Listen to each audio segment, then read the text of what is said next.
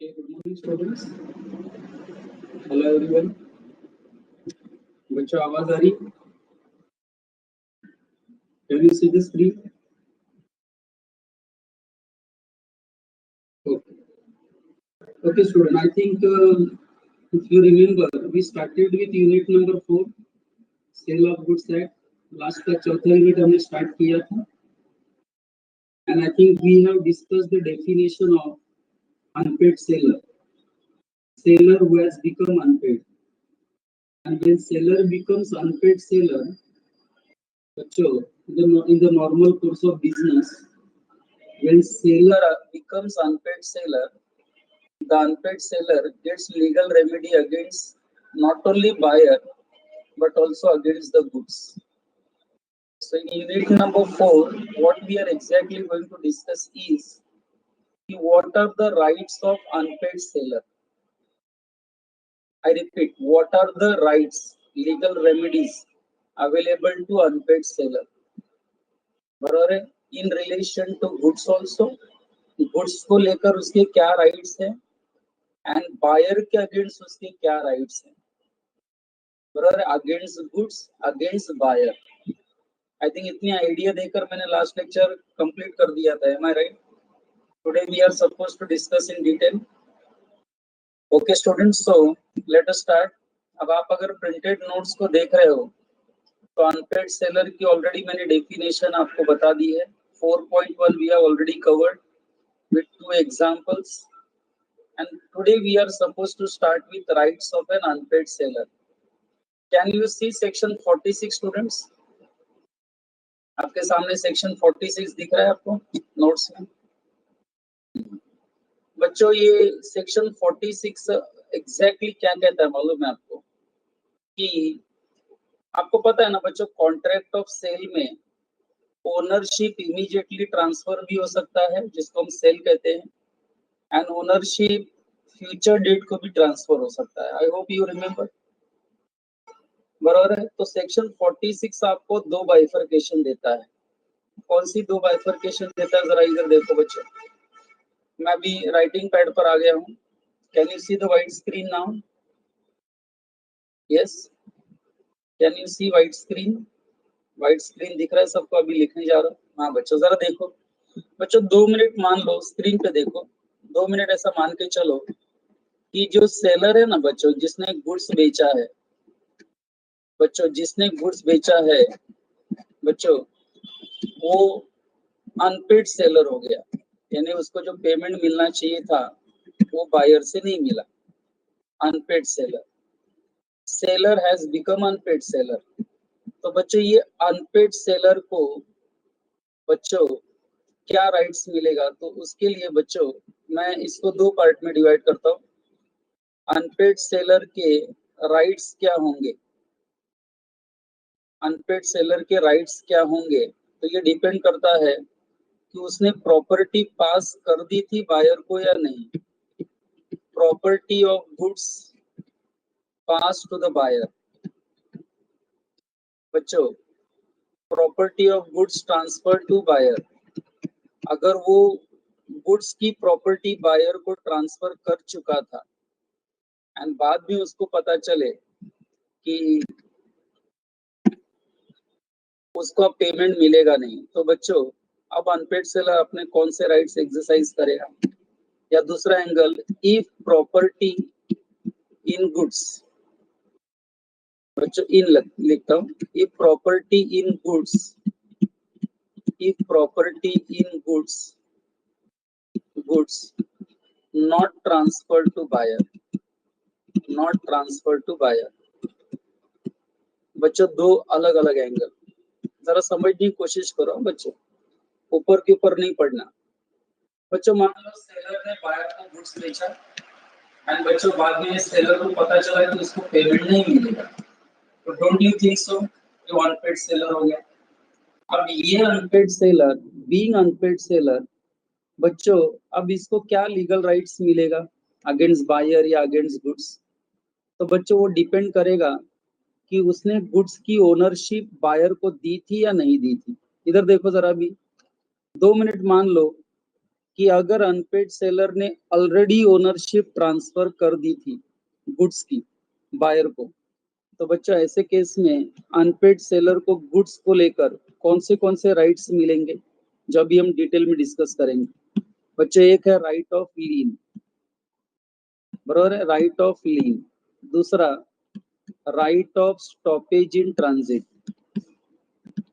Right of stoppage in transit. बच्चों idea ले लो क्या मैं एक्सप्लेन कर रहा हूँ। नोट्स में जो दिया है बच्चों वो तो दिया ही है, वो तो अभी वही समझने के लिए तो बच्चों ये मैं लिख के समझा रहा हूँ। Rights of lien, right of lien, right of stoppage in transit, and बच्चों in certain circumstances right to resale. अगर आपको याद होगा तो कुछ पढ़ाया था मैंने, राइट टू रीसेल। सेलर को राइट्स भी मिल सकता है उसे रीसेल करने का। एंड बच्चों 2 मिनट मान के चलो राइट हैंड साइड, कि अगर सेलर ने जो अनपेड हो चुका है उसने ओनरशिप ट्रांसफर नहीं की थी बायर को, तो बच्चों ऐसे केस में बच्चों 1 2 3 जो अभी मैंने लिखा ना, वो तो मिलेगा ही राइट्स। इस केस में भी उसको ये 3 राइट्स मिलेंगे, लेकिन बच्चों यहाँ एक चौथा राइट्स भी मिलेगा जो मैं अलग पेन से लिखता हूँ। बच्चों यहाँ एक चौथा राइट्स भी मिलेगा, इसी को तो समझना है बच्चों आपको मेन, बरोबर है। मैं रीडिंग तो कर दूंगा बच्चों, लेकिन बहुत बच्चों को क्लियर नहीं होगा कि एग्जैक्टली चल क्या रहा है वहां। ओके, एंड एनालिसिस में भी बच्चे इस पॉइंट को क्लियर नहीं किया। जरा ध्यान दो मैं क्या कह रहा हूँ। इसको हम कहते हैं राइट ऑफ, बच्चों राइट, मैं यहाँ लिख रहा हूँ पॉइंट को जरा अंडरस्टैंड करो। राइट ऑफ विथहोल्डिंग, विथहोल्डिंग, आपको ये डायग्राम ड्रॉ करके रखना है तो ड्रॉ करके रख दो बच्चों, काम आएगा आपको रिवीजन में। राइट ऑफ विथहोल्डिंग डिलीवरी, बच्चों याद होगा तो मैं कुछ याद दिला दूं। राइट ऑफ विथहोल्डिंग डिलीवरी, जब मैंने ये लिखा तो किसी को कुछ याद आया बच्चों? Tell me seriously. Seller, unpaid seller has right of withholding delivery. Withholding delivery यानी डिलीवरी कर दिया है गुड्स का, लेकिन वो ट्रांसपोर्टर को गुड्स की डिलीवरी देने से मना भी कर सकता है कि तो पहुंचा है लेकिन मत देना, जिसको हम क्या कहते हैं, right of withholding the delivery. Getting that? तो बच्चों इसका क्या मतलब हो गया? अब बच्चों ये डायग्राम दिख रहा है आपको, समझ में आ रहा है कैसा क्या डिफरेंस करना है आपको? देखो छोटा कर दिया है। हेलो, जरा डायग्राम समझा कि नहीं? मैं लॉ नहीं पूछ रहा हूँ, लॉ पढ़ा ही नहीं अभी तक। डायग्राम क्लिक हुआ? बच्चों हम यहाँ डिस्कस कर रहे हैं कि सेलर जिसको पेमेंट नहीं मिला है, अनपेड सेलर हो चुका है, तो वो उसको कौन सी लीगली राइट्स मिलेंगी। तो बच्चों वो उसके पहले ये देखो कि उसने सेलर ने बायर को गुड्स की ओनरशिप ट्रांसफर अगर कर दी है, तो बच्चों लेफ्ट हैंड साइड के 3 राइट्स मिलेंगे गुड्स को लेकर। एंड अगर उसने ट्रांसफर नहीं की है तो 3 के अलावा एक चौथा राइट भी मिलेगा। बच्चों यही अभी हम डिटेल में डिस्कस करेंगे, बराबर है।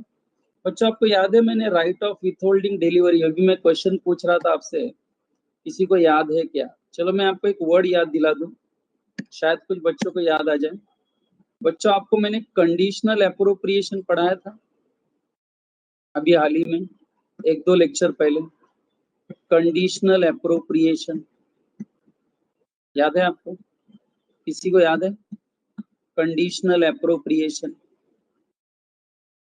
हेलो, कंडीशनल एप्रोप्रिएशन मतलब क्या बच्चों? मान लो मैंने मुंबई से गुड्स, मैं मुंबई का हूँ, मैंने गुड्स वाराणसी के राहुल सर को बेचा, गुड्स बेचा बच्चों मान लो, बराबर है। मैंने गुड्स को मुंबई से वाराणसी बाय रेलवे भेजना है, डिलीवरी भेजनी है। मैंने रेलवे रिसिप्ट भी राहुल सर के नाम पर निकाल दी, बराबर है। लेकिन मैंने रेलवे को क्या इंस्ट्रक्शन दिया या ट्रांसपोर्टर को क्या इंस्ट्रक्शन दिया? तुम ये बिल ऑफ एक्सचेंज भी लेके जाओ राहुल सर के पास, एंड गुड्स डिलीवर करने से पहले उनको गुड्स डिलीवरी करने से पहले तुम इस बिल ऑफ एक्सचेंज पर साइन लेके आओ।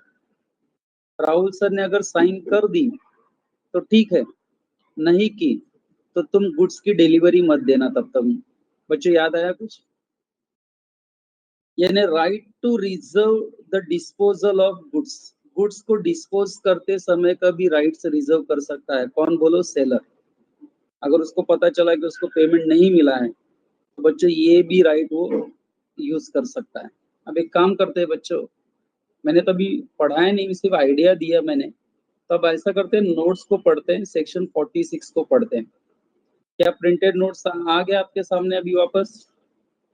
हेलो? हाँ बच्चों, रिस्पॉन्स देते रहो, कॉन्सेंट्रेट ना। लेट अस रीड सेक्शन 46, फिर 47, 48, 49, तीन इंपॉर्टेंट सेक्शंस हम लोग पढ़ेंगे। Unpaid sellers rights, right, section 46, subject to the provision of the act of any law for time being in force, notwithstanding that property in goods may have passed to the buyer, the unpaid seller of goods as such has by implication of law।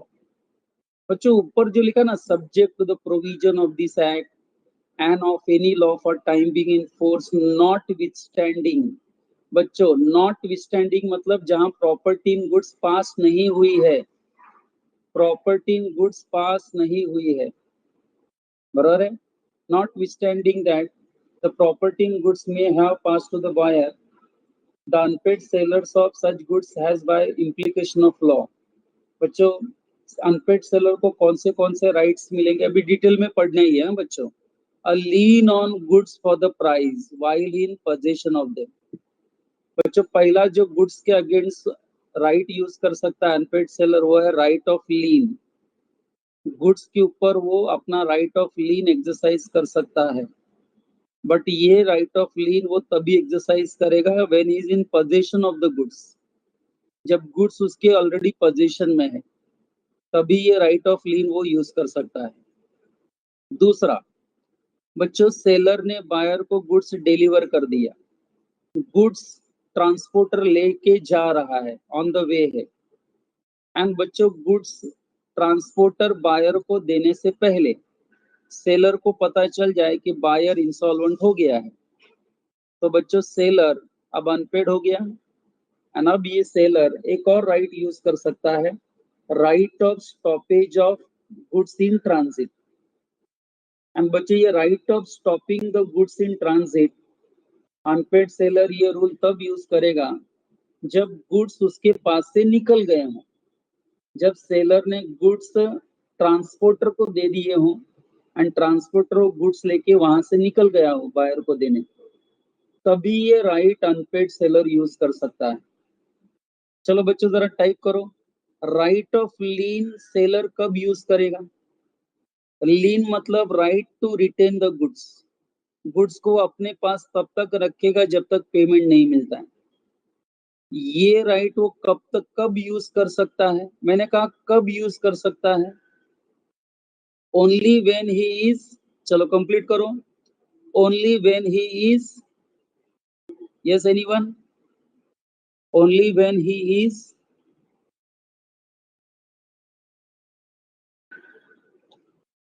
क्या?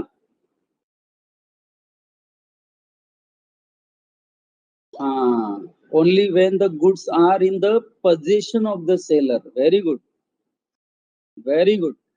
बच्चों जब goods उसके position में हो तभी वो right of lean use कर सकता है। दूसरा, right of stopping the goods in transit, goods जो ट्रांसपोर्टर लेके जा रहा है बायर को देने, बरोबर है, उसको रुकवा सकता है अनपेड सेलर। सेलर उसे गुड्स को रास्ते में ही बीच में रुकवा कर वापस अपने पास मंगा सकता है, लेकिन ये राइट अनपेड सेलर कब यूज करेगा? Come on, right of stopping the goods in transit, ये राइट अनपेड सेलर किस सिनारियो में यूज करेगा? जब उसको ये पता चल जाए, क्या पता चल जाए? कंप्लीट करो। जब उसको ये पता चल जाए क्या बच्चों, जब उसको ये पता चल जाए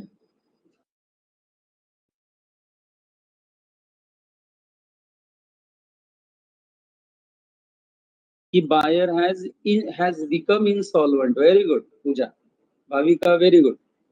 जब बायर को, सेलर को पता चल जाए कि बायर इंसॉल्वेंट हो चुका है, दिवालिया हो चुका है, तो बच्चों सेलर को समझ में आ जाता है कि उसको अब पेमेंट मिलने वाला नहीं है, तो ट्रक टेम्पो वाले को बोल के गुड्स वापस मंगा सकता है, गुड्स को देने से मना कर सकता है, बरोबर है।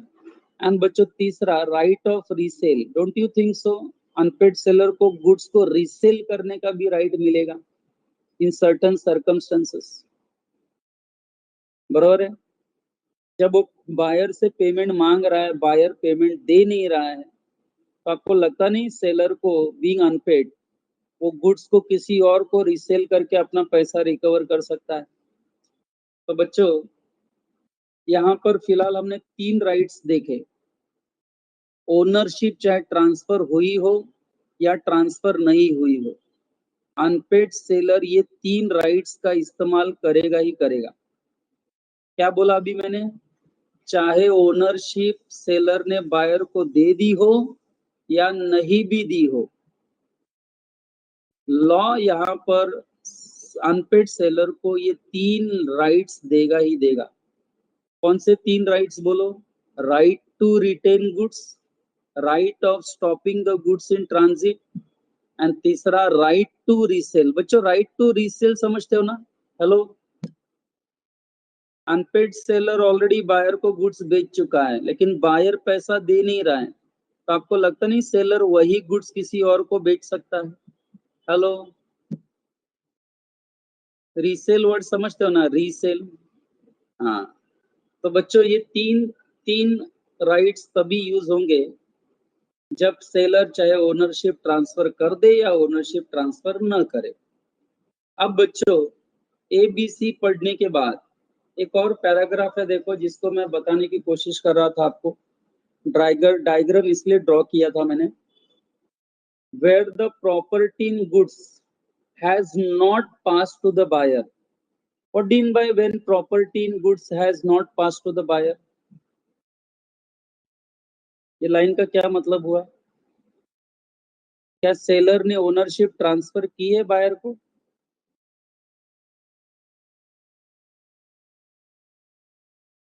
नो, यानी अभी तक ओनरशिप ट्रांसफर नहीं हुई है बच्चों। Where the property in goods has not pass to the buyer, the unpaid seller has in addition to his other remedies. बच्चों इन एडिशन मतलब ऊपर के 3 रेमेडीज तो मिलेंगे ही, in addition to this remedies the right of with holding delivery. बच्चों यही word अभी मैंने लिख के बताया था, चौथा चौथा राइट याद करो, the right of with holding delivery, delivery of goods को विथहेल्ड कर सकता है, यानी दे चुका है लेकिन बायर को गुड्स देने से पहले बच्चों वो रोक सकता है गुड्स की डिलीवरी, बरोबर है। Right of withholding delivery similar to and coextensive with his right of lien and stoppage in transit where the property has pass to the buyer, बरोबर है। तो बच्चों यहाँ पर बोलने का मतलब क्या है कि जैसे property has been pass to the buyer, हम बोलते हैं ना 3 राइट्स मिलेंगे, एंड जहां प्रॉपर्टी अभी तक ट्रांसफर नहीं हुई है, ऐसे केस में जो 3 के अलावा एक चौथा भी राइट मिलेगा। जरा टाइप करो चौथा राइट क्या है, right of with holding delivery, एक बार जरा टाइप करो सब लोग, right of with holding delivery. And बच्चों मैंने कंडीशनल अप्रोप्रिएशन करके पढ़ाया हुआ है आपको, याद रखना, कंडीशनल अप्रोप्रिएशन, ओके, चलो very good. Right of withholding delivery मतलब सेलर बायर को गुड्स डिलीवर कर चुका है, रेलवे अथॉरिटी को दे चुका है, लेकिन उसने रेलवे अथॉरिटी को इंस्ट्रक्शन दिया है कि जब तक मेरा कंफर्मेशन आपको नहीं मिल जाता तब तक बायर को गुड्स की डिलीवरी नहीं देना। यानी बायर को गुड्स डिलीवर करते समय मेरा एक बार कंफर्मेशन जरूर ले लेना।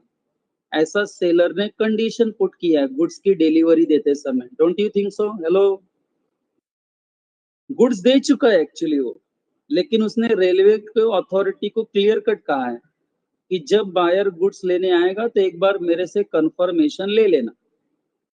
यानी गुड्स की डिलीवरी करते समय बच्चों सेलर ने राइट्स रिजर्व करके रखा है कि गुड्स की डिलीवरी तभी दी जाए बायर को जब हम मेरे तरफ से हाँ होगी, कंफर्मेशन होगी।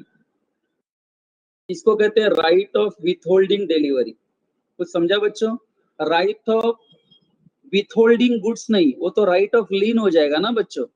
राइट ऑफ लीन में क्या है, अभी तक डिलीवरी दी नहीं है।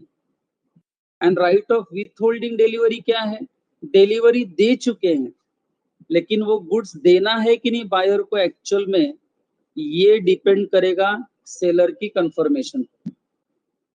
हेलो बच्चों, are you getting this? Right of withholding delivery. चलो आगे। An unpaid seller has been expressly given rights against goods as well as buyer personally, which are discussed as under. तो बच्चों अभी राइट्स ऑफ अनपेड सेलर, बच्चों last lecture शायद मैंने इसी से कंप्लीट भी किया था, आई कैन रिमेम्बर दैट।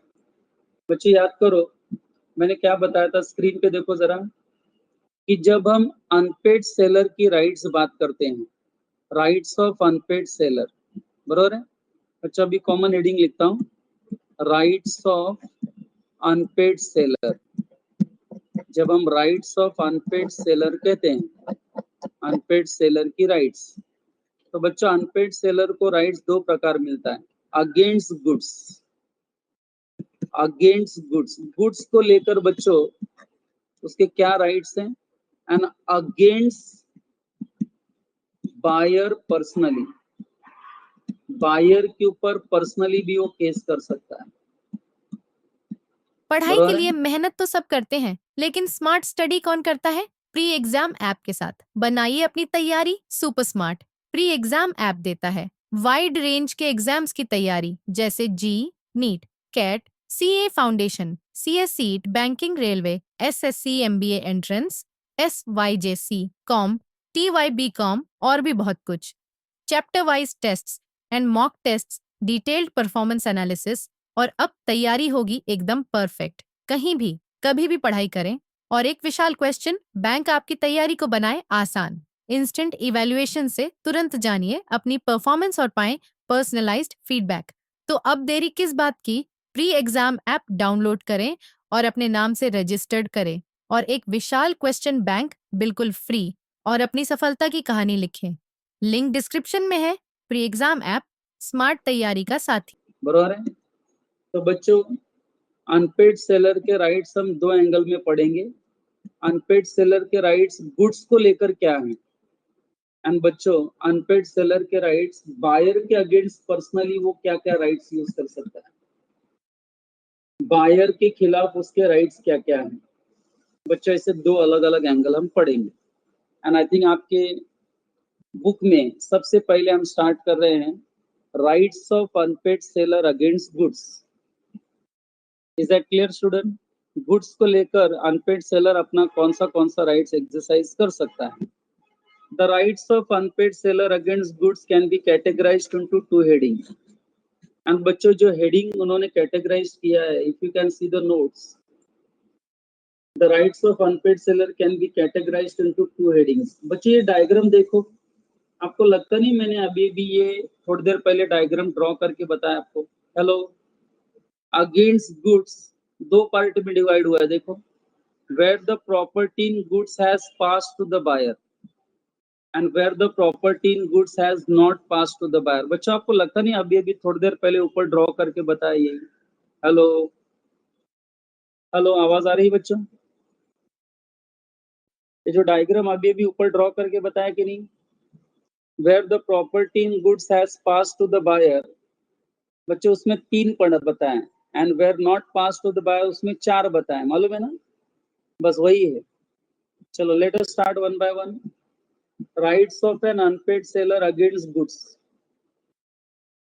तो बच्चों अनपेड सेलर के राइट्स क्या है गुड्स को लेकर?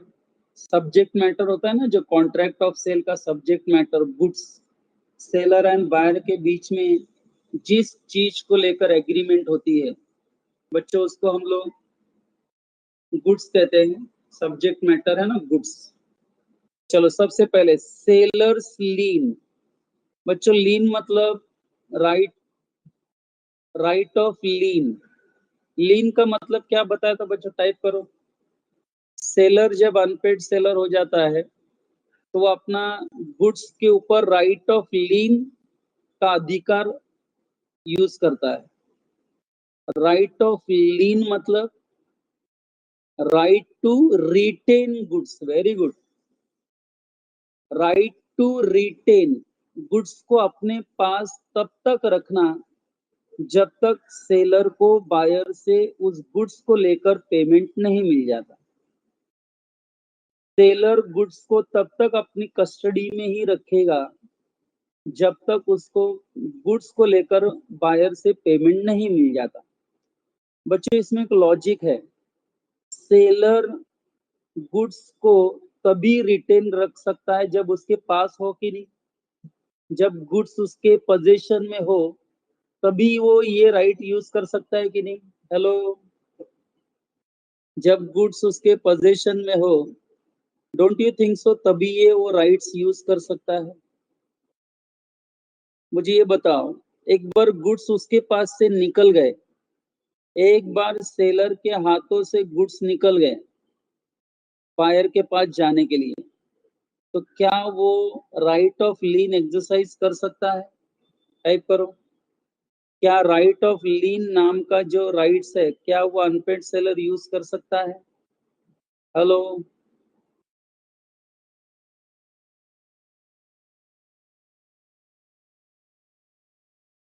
नहीं कर सकता बच्चों। वो राइट ऑफ लीन लूज कर जाएगा। यानी राइट ऑफ लीन तभी एक्सरसाइज करेगा unpaid seller when is in position of the goods. I hope you get this point. बराबर है।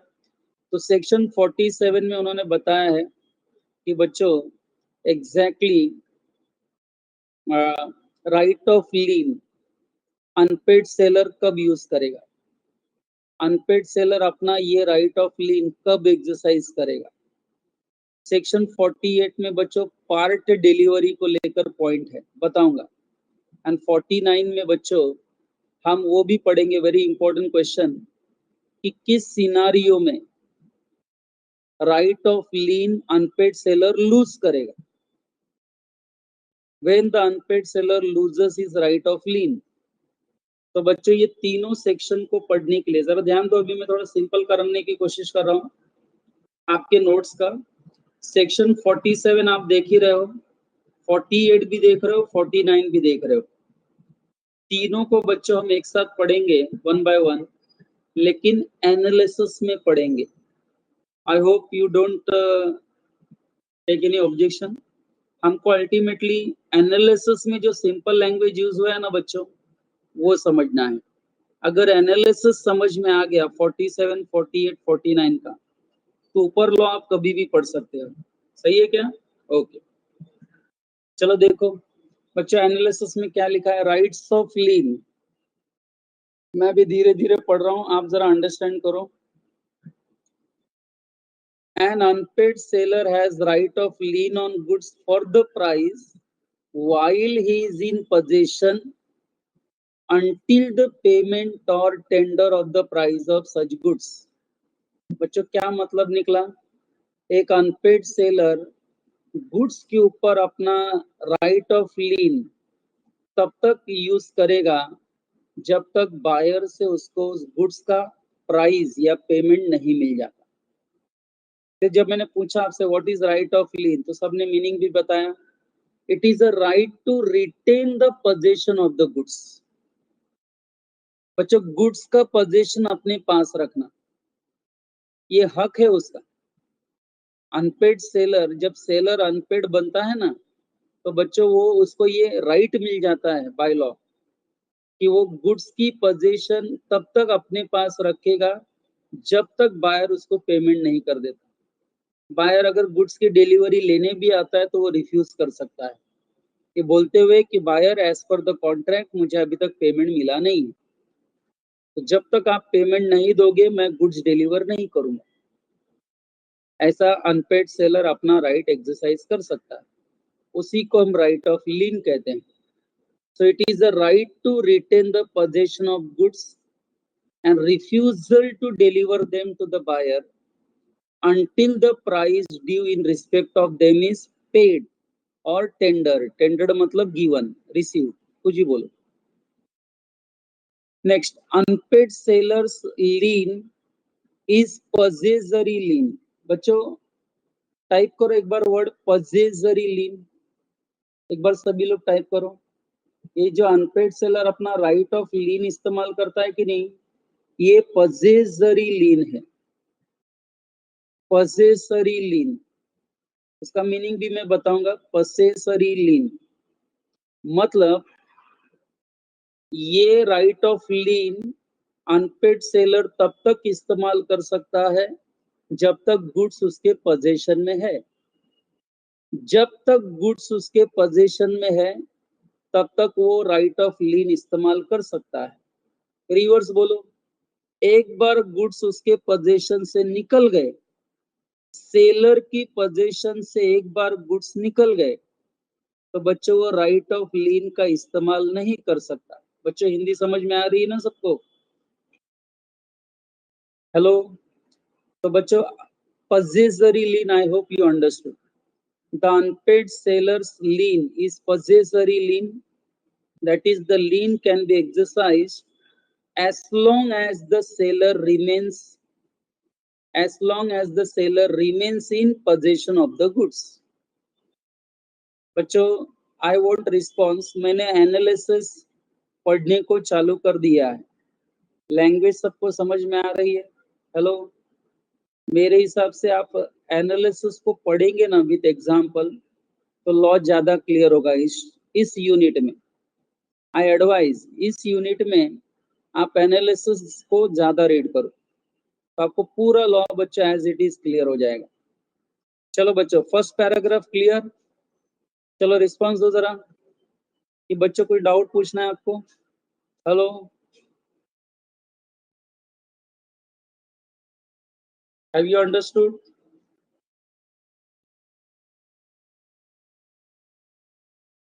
ओके बच्चों, भी नेक्स्ट, अगर आपसे पूछा जाए कि अनपेड सेलर अपना राइट ऑफ लीन कब इस्तेमाल करता है, किस सिनारियो में इस्तेमाल करता है, ये अपने राइट ऑफ लीन का इस्तेमाल कब कर सकता है, कैसे करता है, तो बच्चों तीन आंसर देने पड़ेंगे। अनपेड सेलर का राइट ऑफ लीन यूज करने के पीछे तीन अलग अलग रीजन हो सकते हैं। तीनों में से कुछ भी अगर हुआ तो याद रखो अनपेड सेलर इमीडिएटली अपना राइट ऑफ लीन इस्तेमाल करेगा। आने वाले तीन डिस्कशन ए बी सी में से कुछ भी एक हुआ तो अनपेड सेलर अपना राइट ऑफ लीन एक्सरसाइज करेगा। चलो बच्चों नेक्स्ट पैराग्राफ पढ़ता हूं। Exercise of right of lien, this right can be exercised by him मतलब unpaid seller in the following cases only. बच्चा I repeat the word, in the following cases only.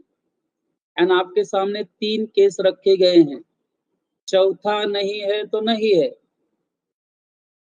तीन में से कोई भी एक केस हुआ तो अनपेड सेलर अपना राइट ऑफ लीन नाम का यह अधिकार इस्तेमाल करेगा।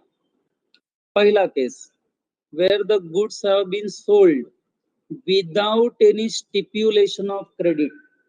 बच्चों स्टिप्यूलेशन का हिंदी वर्ड क्या बताया था मैंने, टाइप करो। जहां सेलर ने बायर को गुड्स बेचा था without any stipulation of credit. बच्चों स्टिप्यूलेशन का क्या मीनिंग बताया था हिंदी में?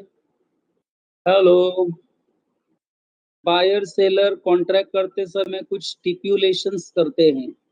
याद आया बच्चों? वारंटी कंडीशन में मैंने स्टिप्यूलेशन वर्ड पढ़ाया था। स्टिप्यूलेशन गुड्स की डिलीवरी को लेकर होती है, पेमेंट को लेकर नहीं। हेलो, आवाज आ रही कि नहीं बच्चों? किसी को याद नहीं स्टिप्यूलेशन? स्टिप्यूलेशन मतलब यस एनीवन? कंडीशन, शर्त। Yes Disha, you are right. हमने शर्त लगाना। ये शर्त मतलब वो शर्त नहीं है बारिश गिरेगा नहीं गिरेगा तू देना मैं दूंगा पैसा, वो शर्त नहीं।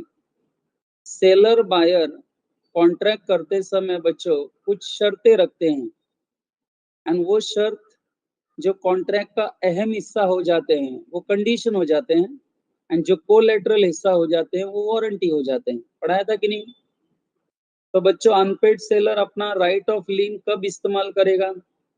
जब उसने गुड्स बायर को बेचे थे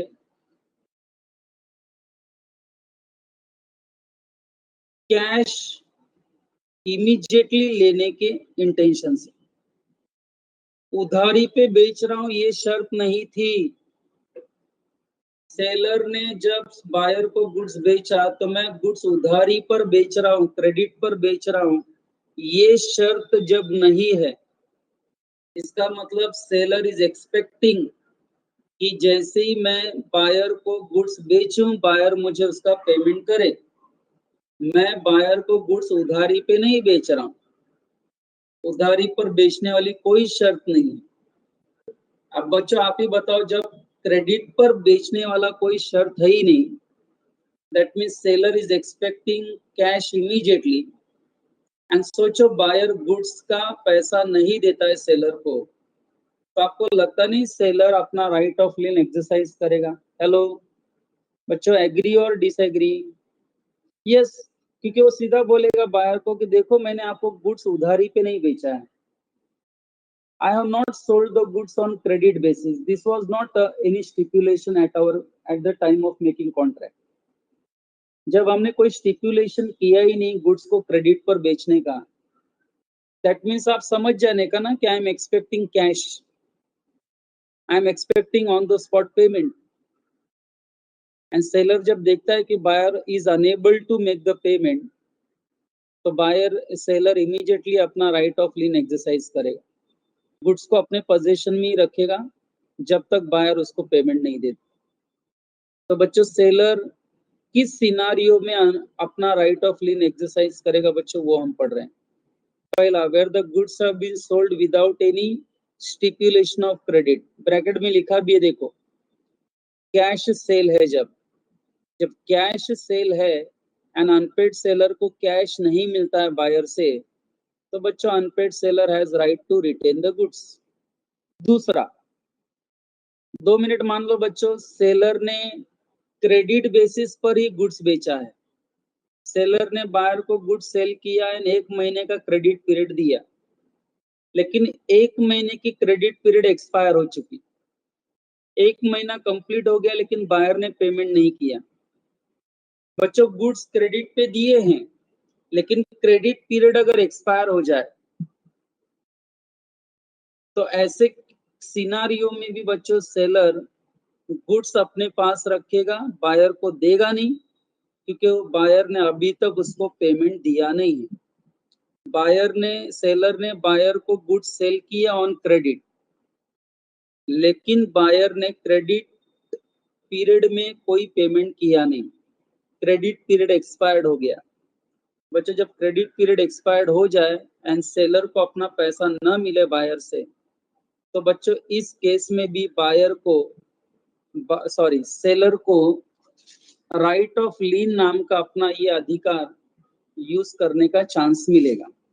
एंड तीसरा बच्चों केस, जहां सेलर को गुड्स डिलीवर करने से पहले पता चल जाए कि buyer has become insolvent, buyer has become insolvent, तब बच्चों अनपेड सेलर अब अनपेड हो चुका है एंड अनपेड सेलर गुड्स को अपने पास ही रिटेन करके रखेगा, क्योंकि उसको कहीं ना कहीं पता चल गया है कि बायर इंसॉल्वेंट हो गया है, दिवालिया हो गया है, बैंकरप्ट हो गया है। अब उसको पेमेंट मिलेगा नहीं। तो बच्चों ऐसे केस में वो अपना राइट ऑफ लीन एक्सरसाइज कर सकता है। बच्चों आपसे पूछा जाए कि राइट ऑफ लीन कब एक्सरसाइज कर सकता है अनपेड सेलर, तो you have to give this 3 reasons.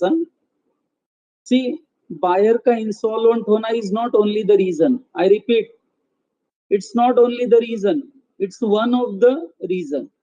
Are you getting my language? Right of lien exercise करने के लिए बायर का इंसॉल्वेंट होना is not only the reason, it's one of the reason. 3 reason में से एक रीजन है। एंड बच्चों भी आने वाले लेक्चर में मैं पढ़ाऊंगा right of stoppage of goods in transit के लिए तो ओनली रीजन क्या है? बायर का इंसॉल्वेंट होना। बच्चों डिफरेंस समझ में आ रहा है लेक्चर का? हेलो हेलो, बायर का इंसॉल्वेंट होना क्या यही एक रीजन है क्या राइट ऑफ लीन के लिए? राइट ऑफ लीन एक्सरसाइज करने के लिए बायर का इंसॉल्वेंट होना क्या यही एक रीजन है? नो, 2 और रीजन है कि नहीं? 3 है ना टोटल। 3 में से कोई भी एक रीजन होना चाहिए। लेकिन बच्चों जब मैं आपको दूसरा राइट पढ़ाऊंगा ना, right of stoppage in transit, उसमें गुड्स को स्टॉप करने का एक ही रीजन होना चाहिए। जब सेलर को पता चल जाए बायर हैज बिकम, जब सेलर को पता चल जाए कि बायर हैज बिकम क्या बोलो? इंसॉल्वेंट, वहां पे वही एक रीजन है, लेकिन यहाँ 3 रीजन है। कमन बच्चों अभी एग्जाम्पल पढ़ते हैं, try to understand the example. A sold certain goods to B for a price of rupees 50,000। बच्चों A सेलर है, B बायर है, एंड दोनों के बीच में कॉन्ट्रैक्ट ऑफ सेल हुआ है। प्राइस कंसीडरेशन है 50,000 एंड अलाउज हिम टू पे द प्राइस। सेलर ने B को क्रेडिट दिया है 1 महीने का, एंड अलाउज हिम टू पे the price with in 1 month. Seller ने बायर को पेमेंट करने के लिए 1 महीने का वक्त दिया है। लेकिन बच्चों आगे क्या हुआ? B becomes insolvent during this period of credit। बच्चों A ने B को 1 महीने का टाइम दिया है, लेकिन 10 दिन के बाद ही सेलर को पता चल गया कि बायर इंसॉल्वेंट हो गया है। तो बच्चों जब पता चल गया बायर इंसॉल्वेंट हो गया है, तो आपको लगता है सेलर को पैसा मिलेगा कि? सेलर को कोई चांस है पैसा मिलने का? हेलो, नहीं। तो इसका मतलब सेलर अनपेड सेलर हो गया कि नहीं? हेलो, यानी कि एक नॉर्मल सेलर अनपेड सेलर हो गया कि नहीं? जैसे उसे बायर के इंसॉल्वेंसी के बारे में पता चला, सेलर अनपेड सेलर हुआ कि नहीं? You have to use that word purposefully, unpaid seller. A, the unpaid seller can exercise his right of lien। And बच्चों यहाँ अब मिस्टर A अपना राइट ऑफ लीन इस्तेमाल करेगा, क्योंकि now he has become unpaid seller. फिर क्या लिखा है? सेलर में exercise his right of lien even when he is possession of goods as agent or bailiff for the buyer। बच्चे मैंने पहले भी क्लियर किया था, सेलर अपना राइट ऑफ लीन तभी भी एक्सरसाइज कर सकता है when he is acting as an agent for the buyer or when he is acting as an bailiff for the buyer। Are you getting this student? bailiff for the buyer, bailiff मतलब क्या? Goods को संभाल कर रखने वाला। Agent मतलब क्या? जो बायर के बिहाफ पर ट्रांजैक्शन करता हो। तो अनपेड सेलर अपना राइट ऑफ लीन तभी भी इस्तेमाल कर सकता है गुड्स पर जब वो बायर का एजेंट के तौर पर काम करने लगे या बायर के बेली की तरह काम करने लगे। चाहे एजेंट या बेली की तरह भी अगर वो काम करता है बायर का, तो भी बच्चों सेलर हैज राइट ऑफ लीन। बराबर है, वो तभी भी राइट ऑफ लीन का इस्तेमाल कर सकता है। बस एक ही स्ट्रॉन्ग कंडीशन होनी चाहिए कि गुड्स उसके पोजेशन में होने चाहिए। जब अपना वो राइट ऑफ लीन इस्तेमाल करेगा तब बच्चों गुड्स उसके पोजेशन में होने चाहिए, ये ध्यान देना पड़ेगा। The term insolvent refers to, बच्चों इंसॉल्वेंट मतलब मालूम है ना सबको? किसको हम इंसॉल्वेंट कहते हैं? आइडिया है ना सबको? हमने टर्म्स में भी पढ़ा है। हेलो, आवाज आ रही है बच्चों? हेलो, हाँ बच्चों, the term insolvent refers to, insolvent किसे कहते हैं? A person is said to be insolvent who has ceased to pay his debts in the ordinary course of business. बच्चों, who has ceased to pay his debts in the ordinary course of business, बरोबर है? और cannot pay his debt as they become due. बच्चों, जहां पर एक व्यक्ति in the normal course of business अपना कर्ज जब पे नहीं कर पाता, बरोबर है, या पे नहीं कर सकता, तो इसका मतलब कहीं ना कहीं he has committed an act of insolvency. बरोबर है? कहीं ना कहीं बच्चों, कहीं ना कहीं वो इंसॉल्वेंट की स्थिति में आ चुका है, इंसॉल्वेंसी की स्थिति में आ चुका है, बैड फाइनेंशियल पोजीशन। जहां बच्चों उसके ऊपर जो अमाउंट ड्यू है वो पे नहीं कर रहा है या पे नहीं कर पा रहा है due to deficiency of money, तो बच्चों समझ लेने का कि that person has become insolvent, bankrupt, and उसके फाइनेंशियल पोजीशन को, बैड फाइनेंशियल पोजीशन को हम इंसॉल्वेंसी बोलेंगे। तो बच्चों, यहाँ हमने एनालिसिस